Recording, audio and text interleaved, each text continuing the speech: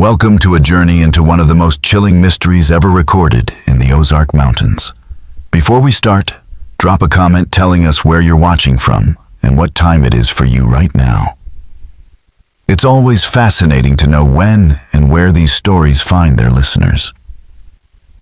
The year was 1903, when the first strange disappearances began in Shannon County, Missouri. The Ozarks, with their dense woods and misty hills, had long been home to secrets. But what happened that autumn cast a darkness over the region that many say still lingers today. Official reports only note that several adults vanished over 3 months, loggers, trappers, and even a local doctor. But the truth left out of those records is far more unsettling. It all started with an abandoned cabin near the Current River, about 15 miles from the small town of Eminence. On October 14, 1903, mail carrier Thomas Whitley stumbled upon it after rerouting due to flooding. He later told the sheriff's office he found the door wide open, a pot of stew cold on the stove, and no trace of the cabin's owner, a trapper named Elias Woodward who'd lived there for nearly 20 years.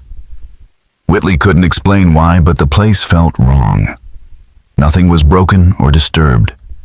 No struggle yet. Woodward's prized hunting rifle still hung untouched above the fireplace. Something everyone said he would never leave behind. Most haunting of all was Woodward's open journal on the table. The final line read, "They're moving through the hollow again tonight." The sound is different this time. Deputy Marshal Fleming led a 3-day search, but found no trace of Woodward. The case might have been forgotten as another drifter gone missing, if not for what came next. On November 3, 1903, Dr. Samuel Hawthorne, the only physician serving the area, disappeared after visiting the Jenkins farm to treat an elderly patient. 2 days later, his horse returned alone, calm but uneasy saddlebags, still packed with his instruments. Mr. Jenkins confirmed the doctor had treated his wife and left just before dusk, taking the familiar ridge road back to Eminence. Somewhere along those 12 miles, he simply vanished. Search parties combed the road nearby hollows and the river banks but found nothing. No bag, no coat, no trace. Then a hunter named John Bradshaw made an eerie discovery near a ravine called Baker's Hollow, a pocket watch lying perfectly centered on the road. It belonged to Dr. Hawthorne. His initials were engraved on the case, the glass unbroken and the hands stopped at 517. Locals whispered about Baker's Hollow, a place where voices carried when they shouldn't, where echoes sometimes answered back, and where the woods themselves seemed to listen. Some said that if you passed through Baker's Hollow alone, you could hear faint whispers drifting between the trees, even when no one was within miles. Locals avoided that stretch whenever possible, especially after dark. Deputy Fleming later noted in his report that the search of the hollow had been brief because of the rough terrain, a strange comment considering several of his men were seasoned woodsmen, used to far harsher country. Then came November 17th. Caleb and Joseph Thornton brothers, and longtime loggers for the Missouri Lumber Company, failed to return to camp after marking trees along the Jack's Fork River. The next day, their tools were discovered laid out with eerie precision at the base of a sycamore tree miles from their assigned area. The Thorntons weren't green hands. They had spent nearly 8 years in those woods and were known for their skill and reliability. Their foreman, William Haskell, had sent them to mark a stand of white oak 2 miles east of the main camp. When they didn't return by nightfall, he assumed they'd taken shelter in one of the small logging huts nearby. But when morning came and they were still missing, he organized a search. The trail was easy to follow. At first their boot prints were distinct and they'd blazed trees as per company practice. Then about 1.5 miles from camp, things changed. The marks on the trees stopped, and the footprints began to wander. Instead of heading toward the white oaks, they veered south toward a line of limestone bluffs overlooking a tributary of the Jack's Fork. Haskell later told the sheriff that it looked as though the brothers had split up and rejoined several times, as if chasing or searching for something. Or maybe each other. In several places, the prints showed signs of running. The trail led down to the water's edge, followed the stream for nearly 3 miles, and climbed up a steep slope to a clearing dominated by an enormous old sycamore. That's where the searchers found the brothers' gear: 2 axes, a pair of saws, cans of marking paint, and their lunch pails, still packed the food untouched. The tools had been arranged carefully, the axes forming a cross, the saws laid at right angles, and the paint cans placed neatly at each corner of the square. The sight unnerved the men more than any trace of violence could have. Beyond that clearing, the tracks simply vanished.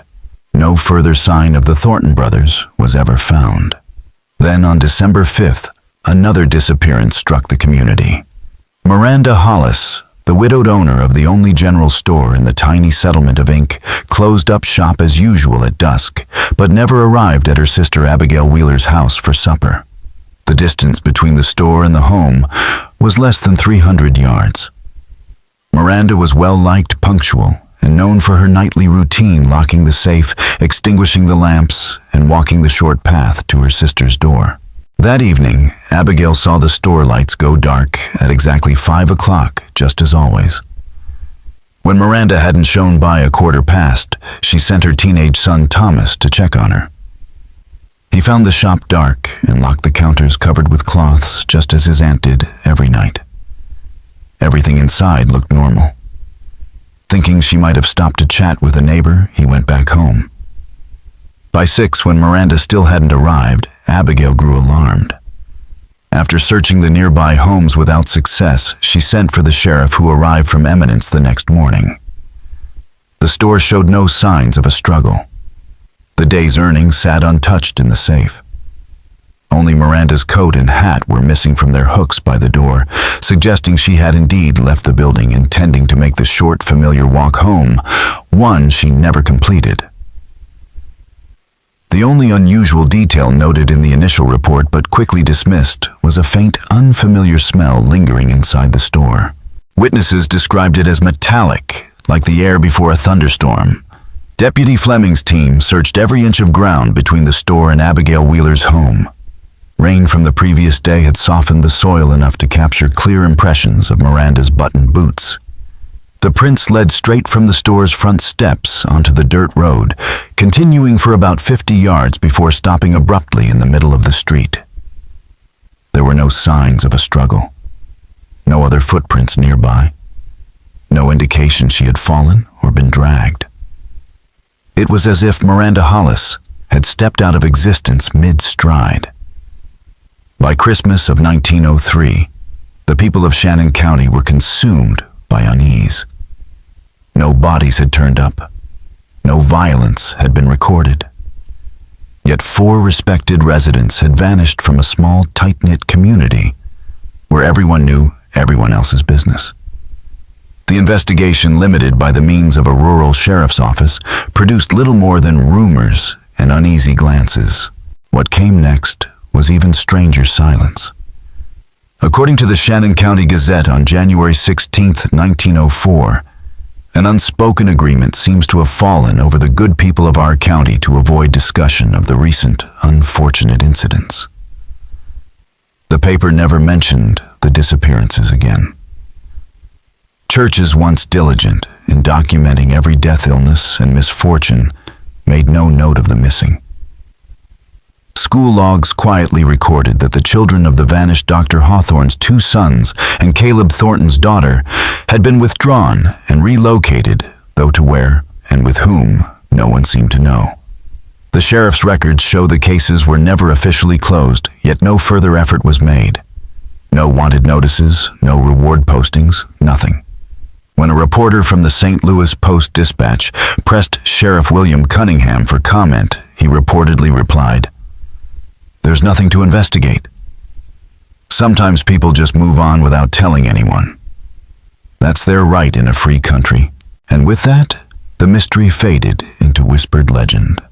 For over 50 years, no one dared to revisit it until 1956, when Professor Walter Kincaid of Missouri State University began what he thought would be a simple study of Ozark folklore.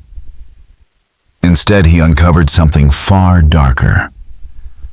As he combed through archives, Kincaid found evidence of disappearances stretching back to 1885 and continuing through less frequently until 1932. His surviving notes, preserved at the University Library in Springfield, reveal how deeply the mystery consumed him. The silence surrounding these events is not merely unusual, he wrote in 1957. It appears deliberate and coordinated. He discovered county ledgers with missing pages, church registries with erased names, and family Bibles where entire sections had been torn out. Through years of cross-referencing census rolls, burial logs, and tax records, Kincaid identified at least 17 individuals who had vanished under nearly identical circumstances between 1885 and 1932. Each cluster of disappearances, 1885, 1887, 1903 to 1904, and 1931 to 1932, involved 4 to 6 people at a time, all from rural parts of Shannon County, all met with minimal investigation and collective silence. Mapping the incidents, Kincaid noticed a disturbing pattern. Nearly all occurred along the watersheds of the Current and Jacks Fork rivers, especially in regions dense with caves and deep hollows.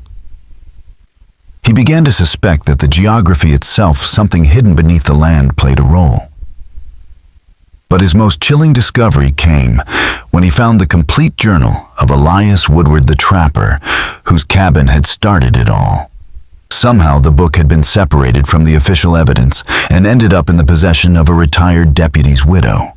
Inside its yellowed pages were entries that Kincaid later described as profoundly unsettling, hinting that what had taken those people might not have been human at all. The final entries in Elias Woodward's recovered journal revealed a steady descent into fear. In the days before his disappearance, his handwriting grew shaky, his tone increasingly frantic.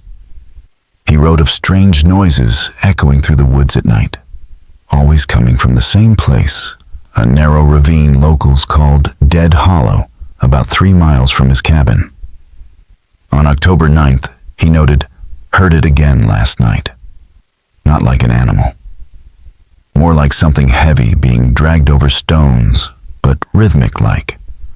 Always stops at the edge of the clearing. Jenkins from over Ellington Way used to talk about something similar before he took off last year. Wonder now if he really did take off, like everyone said.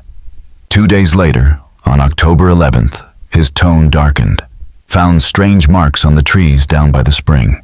Not like any blaze I've seen before. Almost like writing, but no letters I recognize. Similar marks on the rocks, too. Recent. Soil underneath still damp when I brushed it aside. By October 12th, he was clearly terrified. Spent the day tracking whatever's been moving around my clearing at night. Found a trail leading toward Dead Hollow. Not like any animal track I know.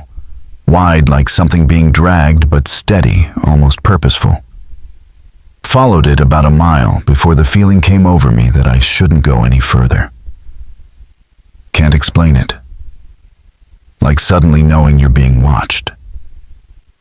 Headed back to the cabin and found my door standing open. I know I latched it.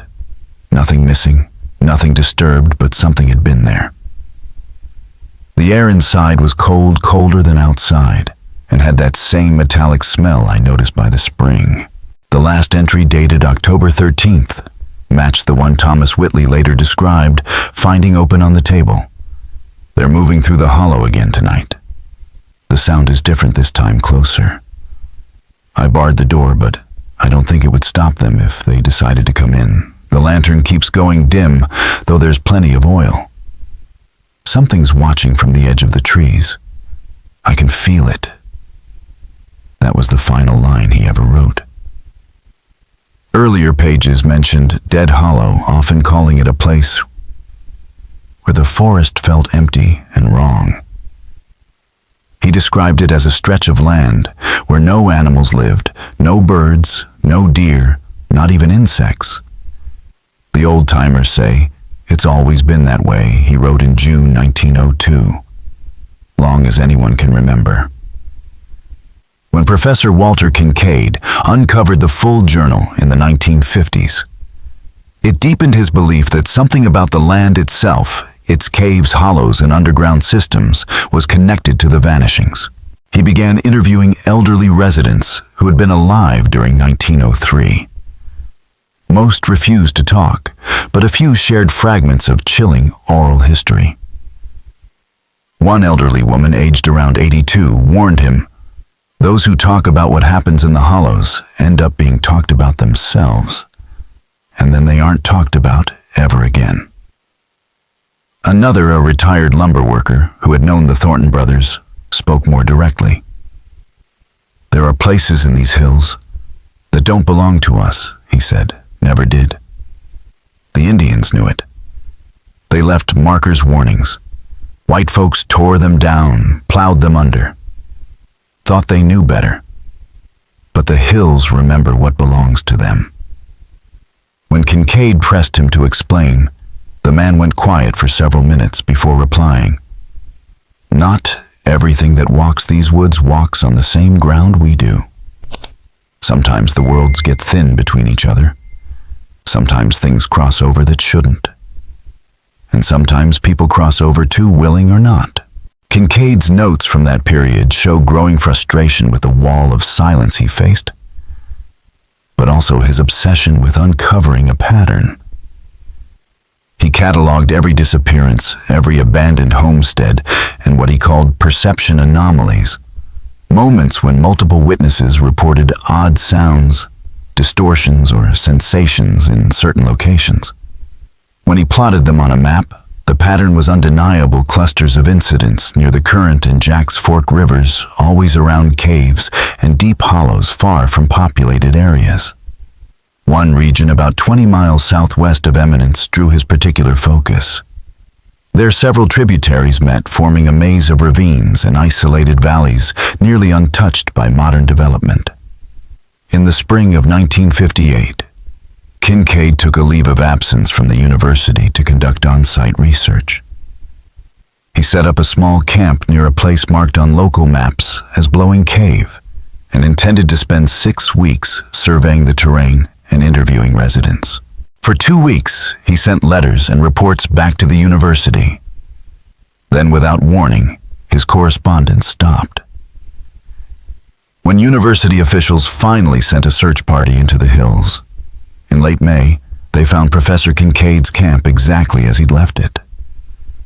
Tent intact, supplies neatly stacked, a cook fire long cold. But his journal camera and field notes were gone. The only unusual item left behind was a small leather pouch containing soil samples from different locations, each labeled with precise coordinates. Laboratory analysis later revealed nothing unusual about the samples. They were just ordinary forest soil.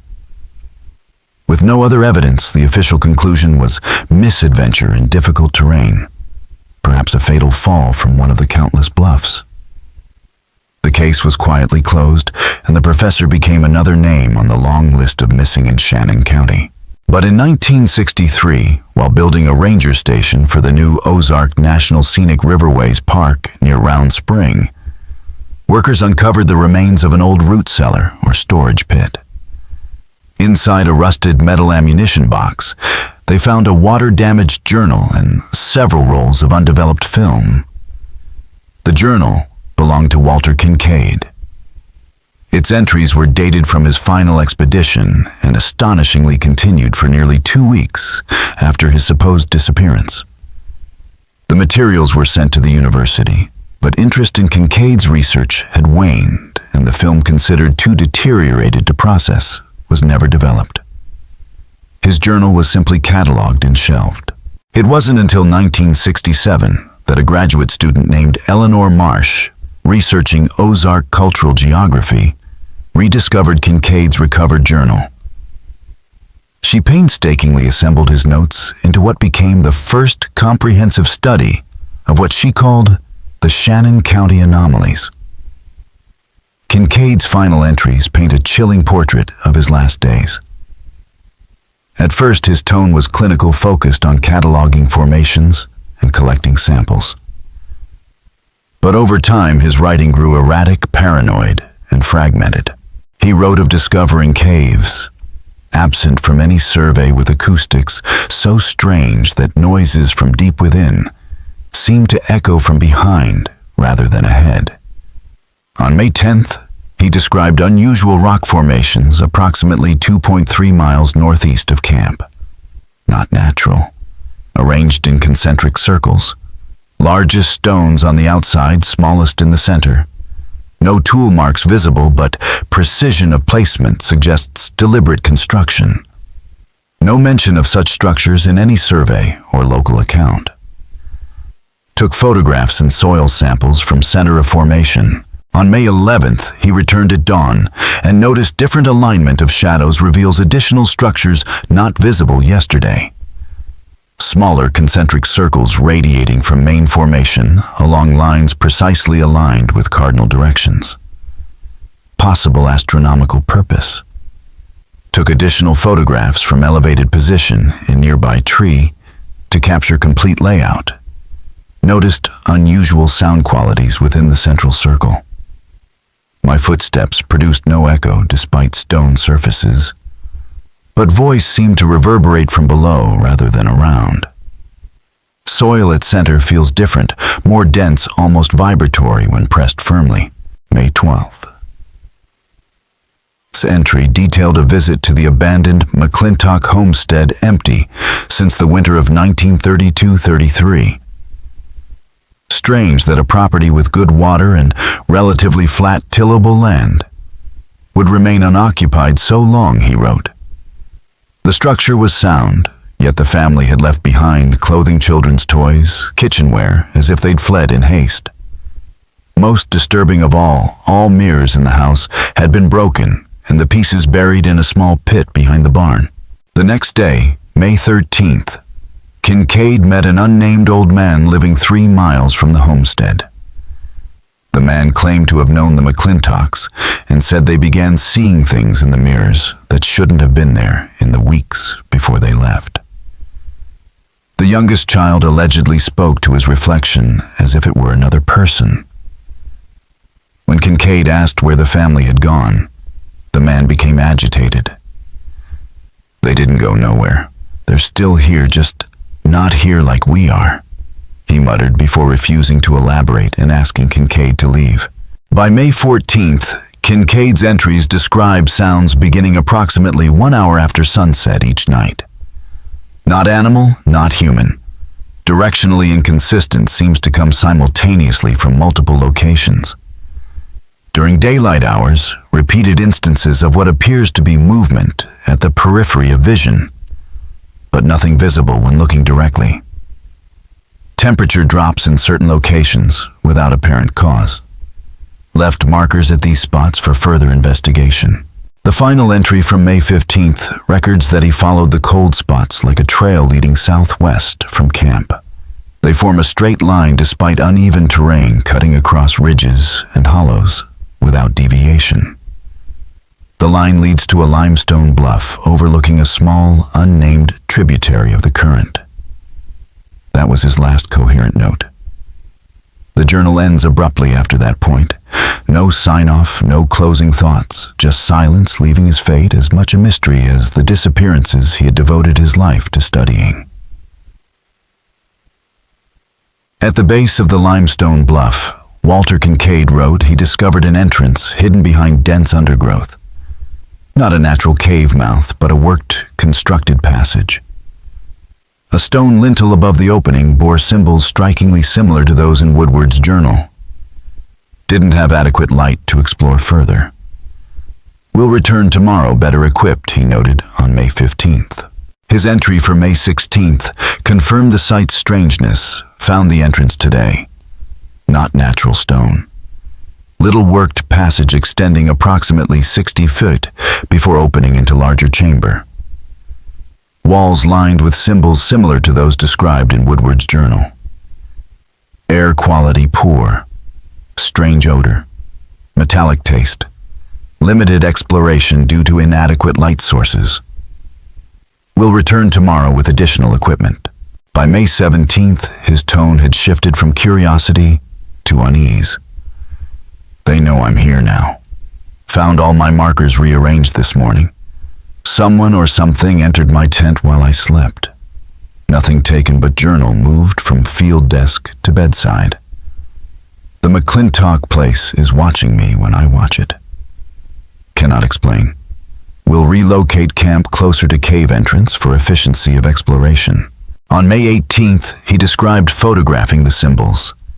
They change slightly as one moves deeper. Subtle variations in what initially appeared to be repetitive patterns. Brought samples of the unusual soil from the stone circle and scattered it at the cave entrance. Immediate reaction. Soil appeared to be absorbed into the stone floor much faster than natural percolation would allow. Temperature inside the cave dropped noticeably for several minutes afterward. By May 19th, he had mapped 3 levels so far. The symbols change on each level, becoming more complex, more precise. Evidence of tool use in the lower chambers, but not any methodology I recognize. Found remains of fires ancient, but preserved in the dry air. Carbon dating would be instructive. The acoustics change in the lower chamber. Sounds from above distorted, elongated. My own voice echoes back changed. The May 20th entry described a 4th level discovered what appears to be a ceremonial space. Circular chamber approximately 30 feet in diameter. Floor recessed in center forming shallow bowl. Walls covered entirely in symbols, but different from those in upper passages, more pictographic. They seem to tell a story, though I cannot interpret it yet. Ceiling painted with what might be a star map. But the constellations depicted do not match our night sky. The air here is different, thicker, charged. Somehow my equipment malfunctions. Compass spins. Watch runs backwards. Time feels wrong.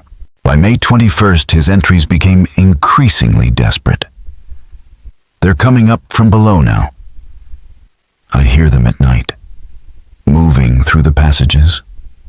The symbols respond to their presence. Not phosphorescent exactly, but visible in complete darkness. I've sealed the tent as best I can, but the smell permeates everything now. Metallic, antiseptic, wrong. On May 22nd, cannot return to the surface. The way back shifts. Passages that led down now lead sideways. Maps useless. Compass spins. I left markers, but they've been moved.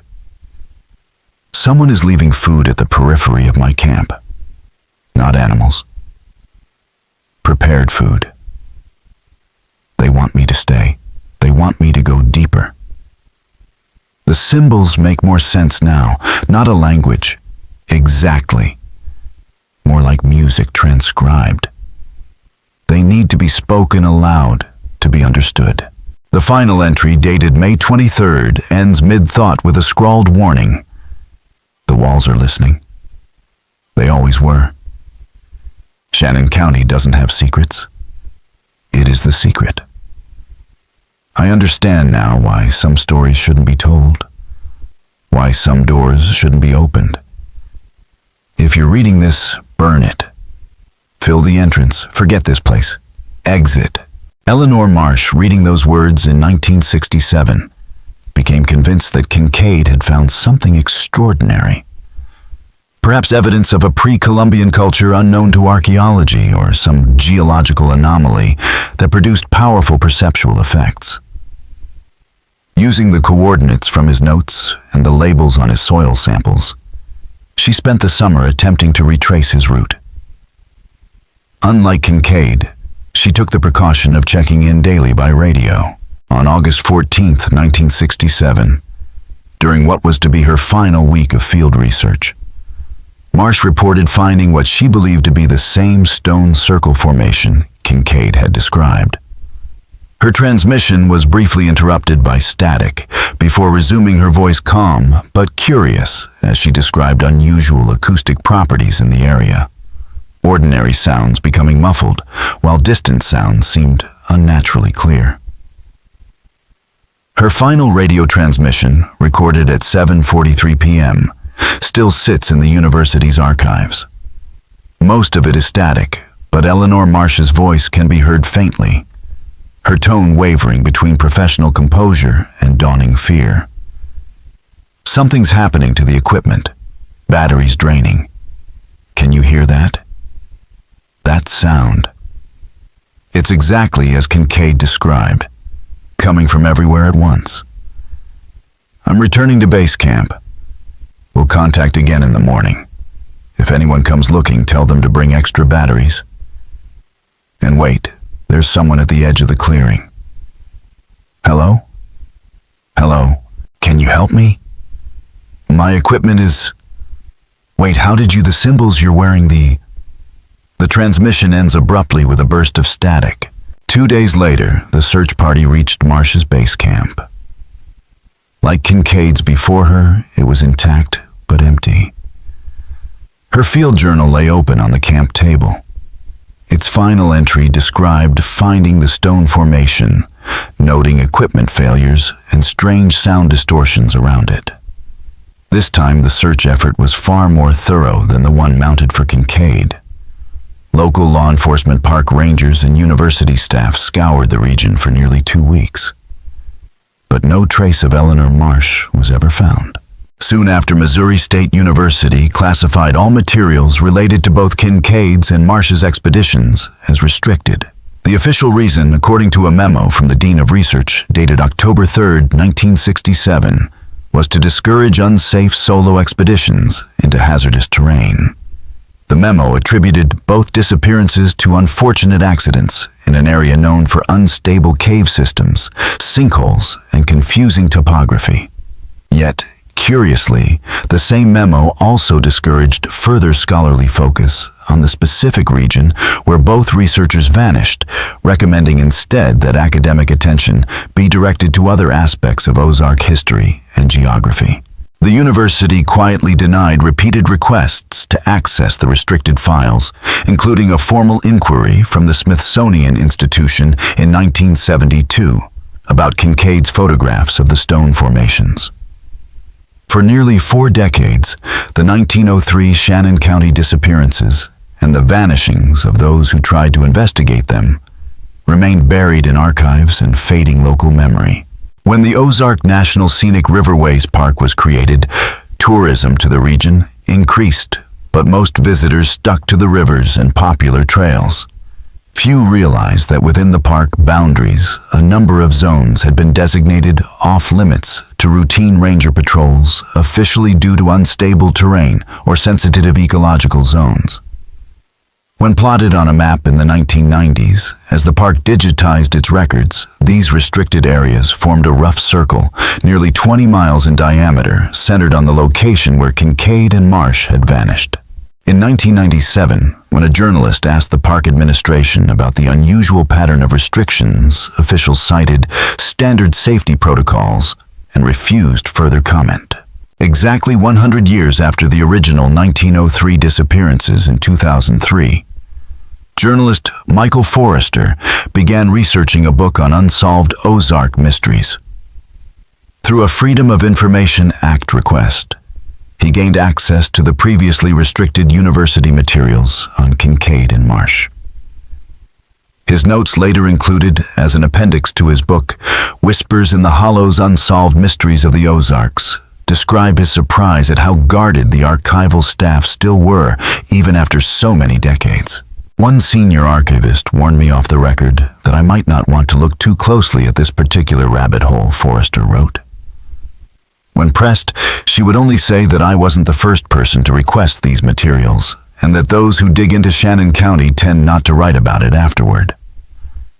The most important find Michael Forrester made in his research was not in the official files at all.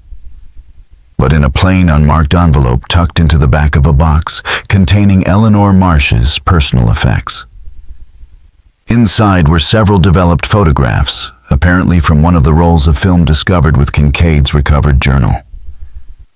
The images were poor in quality and badly deteriorated, yet unmistakable. They showed the concentric stone formation Kincaid had described, as well as the entrance to what was clearly a man-made, or at least man-modified cave. More disturbing were 3 photographs, apparently taken inside the cave system. Even with the limitations of 1950s flash photography, the images revealed chamber walls completely covered in intricate symbols, unlike any known Native American petroglyphs or pictographs. The final photograph was badly overexposed, but still discernible. It appeared to show a human figure deep in a tunnel. The figure was oddly proportioned, its limbs positioned unnaturally, as if it were climbing along the wall rather than walking, or as if it had been caught in mid-fall. Forrester showed copies of the photographs to several anthropologists and archaeologists. None could identify the symbols. Dr. Rebecca Lehman of the University of Chicago noted that while some design elements bore faint resemblance to Mississippian or woodland period iconography, the overall arrangement was entirely novel and unusually complex, suggesting either an unknown indigenous culture or, more troublingly, a very sophisticated hoax. Forrester then consulted with geologists and national park rangers familiar with Shannon County to identify the locations depicted. None could match the cave mouth or the stone formations to any known terrain features, and some noted that the photographs showed ridges and rock strata not seen anywhere inside the current park boundaries. Still, the coordinates in Kincaid's notes clearly placed the features within the region, so Forrester decided to go himself. Unlike Kincaid or Marsh, he assembled a small team himself. A professional Ozark guide, a geologist specializing in cave systems, and a photographer experienced in documenting archaeological sites. They entered the backcountry in early October 2003 with a plan for a 2-week expedition to relocate the sites described in Kincaid's and Marsh's notes. Using a satellite phone, they checked in nightly with Forrester's publisher. For the first week, the calls were routine. The team reported rough terrain, heavy undergrowth, and nothing unusual. On the 8th day, October 17th, Forrester's voice carried a new excitement. They had found what might be the stone formation. His description matched Kincaid's precisely concentric circles of stones, the largest on the outside, smallest in the center, now partly obscured by a century of forest growth. Trees had sprouted where there had been clear ground in 1903. The geologist Dr. Lynn Weimer of the University of Missouri noted the stones showed no evidence of glacial deposition and had clearly been transported and placed deliberately. Soil samples taken from beneath several stones later tested at roughly 900 years old, centuries before European settlement, yet more recent than most known native structures in the area. During that call, Forrester mentioned that his photographer, Sarah Mitchell, was experiencing equipment malfunctions eerily similar to those described by Kincaid and Marsh. Her digital cameras would suddenly shut down despite full batteries, and many images turned out corrupted or completely black. She had begun relying on mechanical film cameras as a backup. The October 18th check-in was delayed several hours, finally coming through near midnight. Forrester sounded exhilarated but tired. They had located what appeared to be the cave entrance described by Kincaid.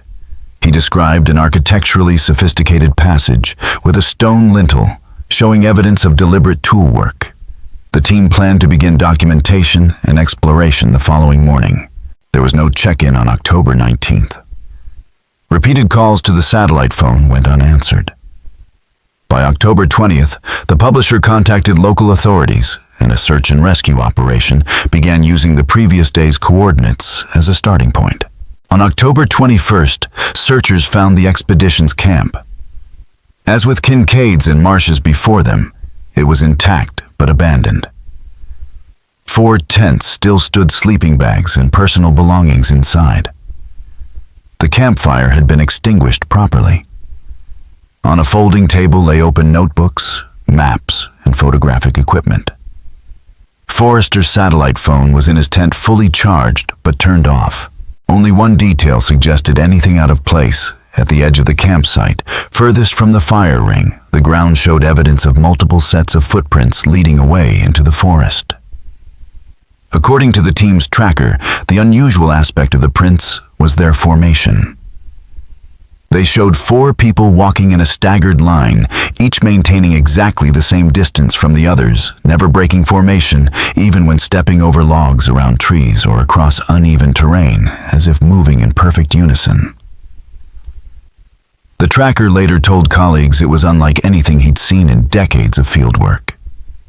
The footprints were not scattered, halting, or erratic like lost hikers. They were in perfect, almost mechanical formation. More like a military drill than civilians moving through the woods, he said. The tracks led for nearly a mile through dense forest, straight as a line, before stopping abruptly at the edge of a small clearing. In the center of that clearing stood a single stone about 3 feet high, nearly identical to the stones from the concentric circle formation, but standing alone, like a marker or a sentinel. No cave entrance, no stone circles, no sign of Forrester or his companions. Just the stone, silent and out of place. A park ranger on the search team, who later refused to be identified in official reports, privately claimed he had found a small digital voice recorder at the base of the standing stone. When he played it back, he said the device emitted several minutes of static, followed by a single sentence in what he believed to be Forrester's voice. "We understand now. We're going deeper. Don't follow." He turned the device over to the sheriff's department, but it never appeared in any inventory of recovered evidence. The search lasted 12 days before winter weather, and dwindling resources forced it to be scaled back and eventually abandoned. Like Kincaid Marsh and the others before them, Michael Forrester and his team, Lynn Wee Meir, Thomas Burns, and Sarah Mitchell, vanished without a trace in the forests of Shannon County. In 2005, Whispers in the Hollows was finally published posthumously, but with a prominent editorial note explaining that certain sections had been withheld at the request of both the Shannon County Sheriff's Department and Missouri State University. The version that reached the public presented the historical record, but offered no conclusions about the cause of the disappearances.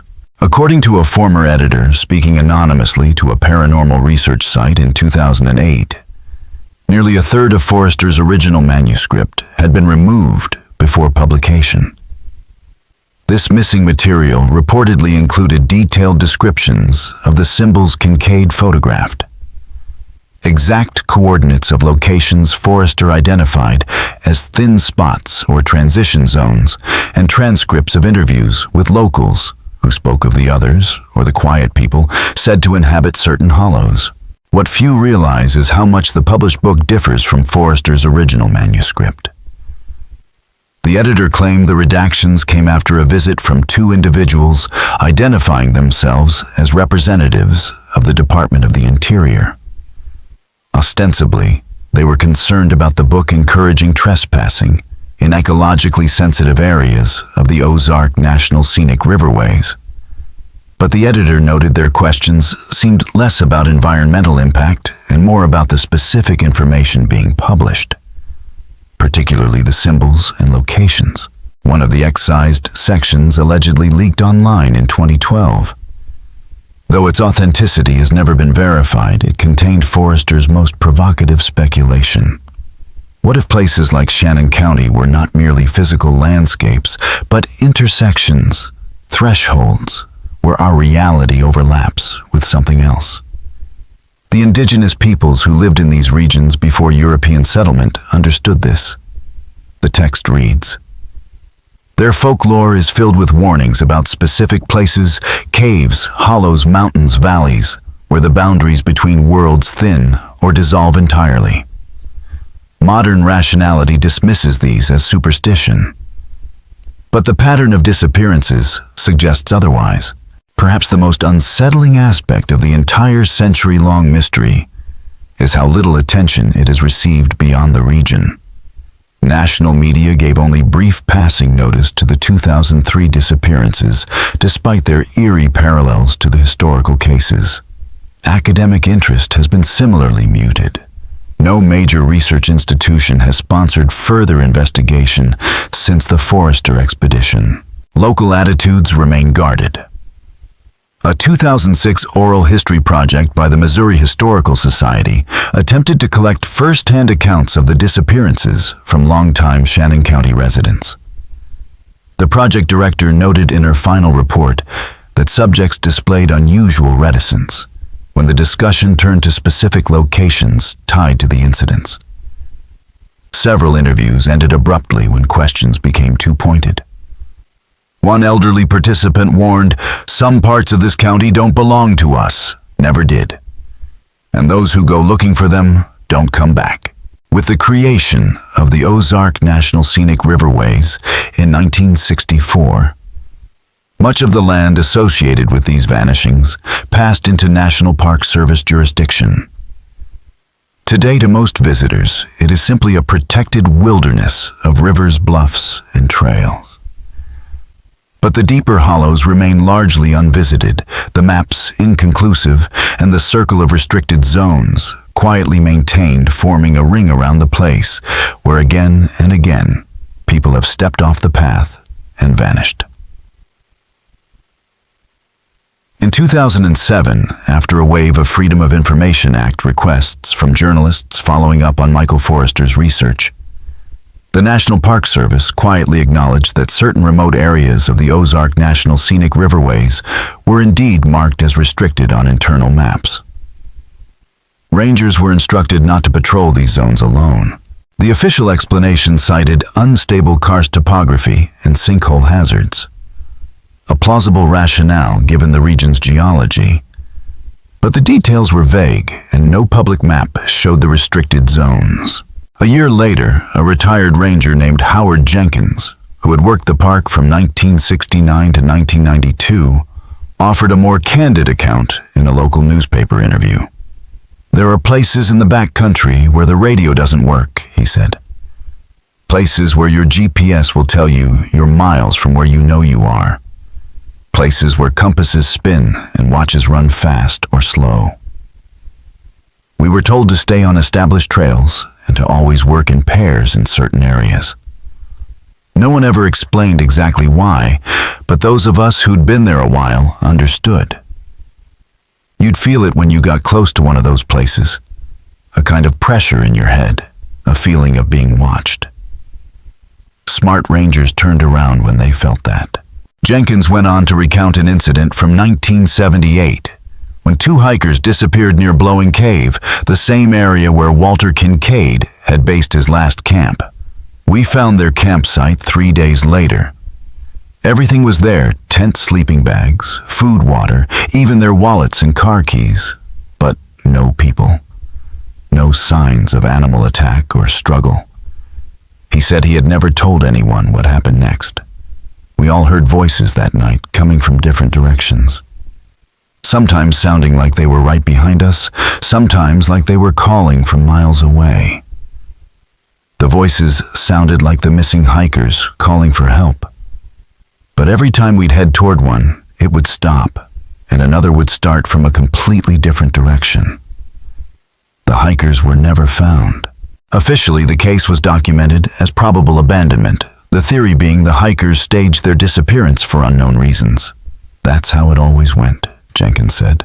"There was always some rational explanation put on paper. But those of us who were out there knew different. What actually happened in the forests and hollows of Shannon County in 1903, and what continues to happen to those who investigate too deeply, remains one of the most enduring and least publicized mysteries in American history. The disappearances follow a pattern not just in their circumstances, but in how they're received and remembered. They occur in remote locations, leave no evidence of violence or struggle, and are followed by a collective silence that extends beyond the local population, muting institutional response and media coverage alike. Some have suggested a geological explanation. The Ozarks are riddled with one of the most extensive cave systems in the United States. A labyrinth of sinkholes, underground rivers, and natural tunnels carved into the limestone over millions of years. Perhaps the theory goes some of these systems connect to unusually deep or unstable passages where people might become lost or trapped without a trace. But critics of this idea point out that the pattern of disappearances and the phenomena described by witnesses go well beyond what could be explained by geology alone. This geological theory, though logical on the surface, collapses under closer scrutiny. It fails to account for the consistent absence of bodies, the lack of distress calls or signs of survival efforts, the meticulous placement of abandoned possessions, and perhaps most troubling of all, the enduring pattern of institutional hesitation to investigate or publicize these events. Others have proposed a more human explanation, suggesting that the disappearances might be the work of a secretive group, a hidden community, or cult operating deep within the hollows of Shannon County. The Ozarks, after all, have a long history of sheltering those seeking to live beyond the reach of authority, from Civil War deserters to Prohibition-era bootleggers to modern isolationists. Yet this theory, too, unravels upon examination. The disappearances span more than a century, involve individuals from varied backgrounds, and occur across too broad a territory to be the work of any single group. More importantly, they include victims taken from secure homes, busy roads, and supervised camp scenarios that defy any plausible human abduction narrative. The most disturbing explanation is also the one most consistent with the fragments of evidence and the stories whispered among locals that certain places in Shannon County are not like others. That something inherent to the land, its structure, its atmosphere, or something deeper still distorts perception and bends the rules of the world as we understand them. In these thin places, as folklore describes them, the fabric of reality itself seems to fray, allowing passage between our world and another. Though such an idea may sound outlandish, it mirrors ancient beliefs found across countless indigenous traditions. Many cultures speak of portals, doorways, or spirit crossings, where the boundary between realms weakens. The Osage and other tribes who once lived in the Ozarks told of specific hollows and caves where travelers might encounter shadow people, or the quiet ones, entities that could lure or take the unwary beyond the world of the living. These stories, long dismissed as myth, echo eerily against the modern record of disappearances. Today, Shannon County appears to the casual visitor as nothing more than a stretch of rugged, natural beauty. The Current and Jack's Fork rivers cut winding paths through forested hills past towering bluffs and gravel bars. Canoeists drift downstream in summer, and cyclists trace the marked ridgeline trails connecting campgrounds and scenic overlooks. Yet few venture into the unmarked hollows that lie between the rivers, where the forest thickens, sound dulls, and cell signals vanish. Locals will gladly share directions to the best fishing holes or historic mills, but mention the stone circles or certain caves and the tone shifts. Some insist those places don't exist. Others acknowledge the stories, but dismiss them as superstition. And a few will quietly warn. Some parts of the Ozarks are best left alone. In 2012, a television crew filming a paranormal series attempted to produce an episode about the Shannon County disappearances. According to a production assistant who later shared their account online, the crew encountered an unusual degree of resistance from local officials and residents. Interviewees backed out at the last minute. Filming permits for specific park areas were suddenly revoked. Equipment repeatedly malfunctioned. The final blow came one evening when the crew's vehicles parked outside a local restaurant were vandalized not with slashed tires or broken glass, but with deliberate precision. Each hood had been carved with the same strange symbol, a set of concentric circles bisected by a single straight line identical to the markings photographed by Walter Kincaid in 1958. No one claimed responsibility. No witnesses came forward. The sheriff's office opened an investigation, but closed it within days, citing lack of evidence. The crew left the county the following morning, abandoning the project. The episode was never produced. 6 years later, in 2018, a group of hikers following an unmarked trail roughly 3 miles off the official Blowing Cave route discovered a small, rusted metal container wedged in the roots of a fallen oak. Inside, wrapped in waxed cloth, was a single sheet of aged paper, a hand-drawn map of a cave system annotated in faint looping handwriting. Experts who later examined it identified the handwriting as belonging to Eleanor Marsh. The annotations marked several chambers with brief cryptic notes. Tone changes, here symbols continue, and near the lower edge of the map, a final phrase written twice, underlined heavily. The way down isn't the way back. The map discovered by the hikers showed a series of chambers and branching tunnels not found on any official geological record of the Ozarks. What made it truly extraordinary, however, was its date, August 16, 1967, 2 days after Eleanor Marsh's final radio transmission and reported disappearance. At the bottom of the map was a short note written in her hand. "If found, please understand, I wasn't taken. I chose to go. The others are not what we think." The symbols are an invitation, not a warning. But once you cross, there is no coming back the same.